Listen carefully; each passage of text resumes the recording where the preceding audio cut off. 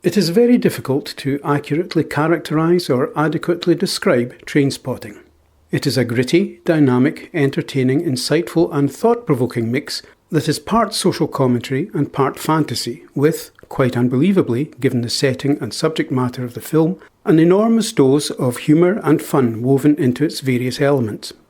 As well as touching on perceived negative aspects of society, why people turn to drugs and the potential consequences of addiction, the film explores the nature of relationships and the impact relationships can have on one's life.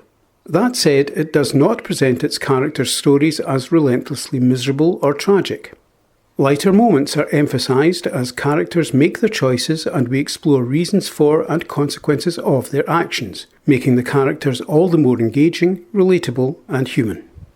It is perhaps because of this quality that many dismissed the film at the time of its release as glorifying drug use. But I would suggest these people may not have actually seen the film or confused sympathy and accessibility with approval. The way scenes are filmed undoubtedly creates a sense of collusion or complicity with audiences. We virtually share the sensations of the characters as they fall 90 degrees to the floor, crawl into a toilet, sink uncontrollably into a bed, or pass through a tunnel at speed while under the influence of drugs. But we also share the impact and emotion of other very touching scenes.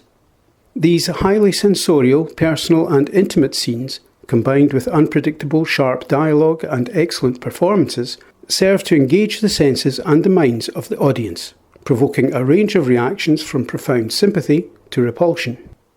So, why do Renton, Sick Boy and Spud turn to drugs? They appear to be either unable or unwilling to comply with or conform to social conventions and expectations. In good part, it seems they are driven by a desire to avoid or seek an alternative to what they perceive as a banal social contrivance that involves making a dull, repetitive and soulless contribution to their community. They do not experience fulfilment in social reality, so they seek it, in terms of sheer pleasure and indulgence, within their own minds.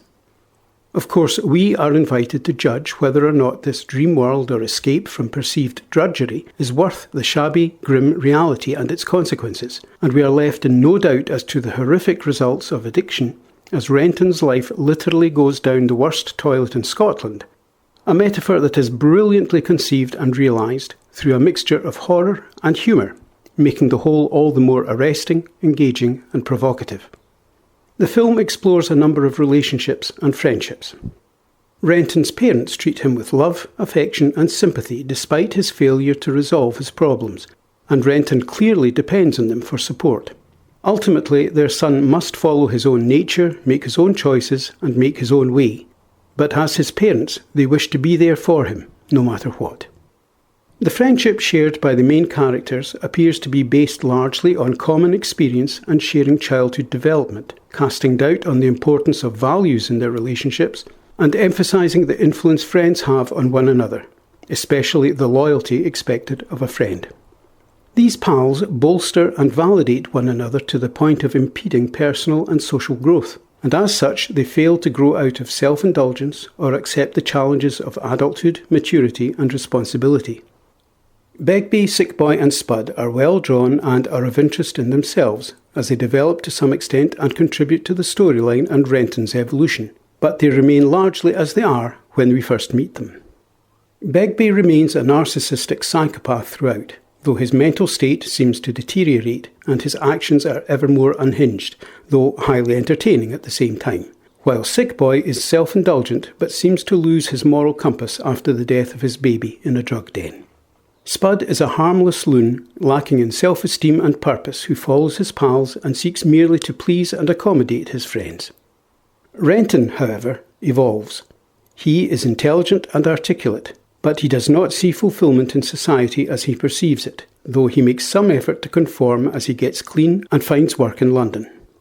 However, he is drawn back to the shadowy world of drugs and minor crime through attachment and loyalty to his friends, but also, more importantly, because that is the life he chose and he is attracted to it. Indeed, it might even be suggested that the film is a story of Renton's coming to terms with and accepting his own nature.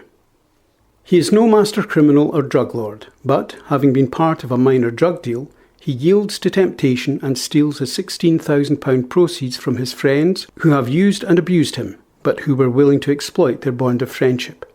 A pang of conscience ensures he leaves Spud his share, as Spud never did anyone any harm, but otherwise Renton seems genuinely happy as he leaves London. Having recognised the insubstantial nature of his friendship with the others, he turns his back on his childhood friends and perhaps any remaining delusions he had of loyalty and conformity. He has, perhaps, finally given in to his nature and seems relieved as he saunters off with his ill-gotten gains. He has grown up, become independent, and has turned his friends' standard of morality on them, leaving them to face the consequences of their actions. It would be nice to think that Renton learned a life lesson and started afresh, but his history and implied nature suggest otherwise.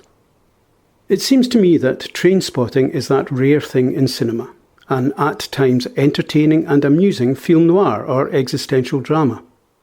The film casts doubt on the existence of morality or providence, as, in bleak circumstances, the characters do what they must to survive while following their natures and display few signs of control over their destinies. Of course, our film represents a major variation on film noir in its enormous energy and the sheer fun to be had while viewing it.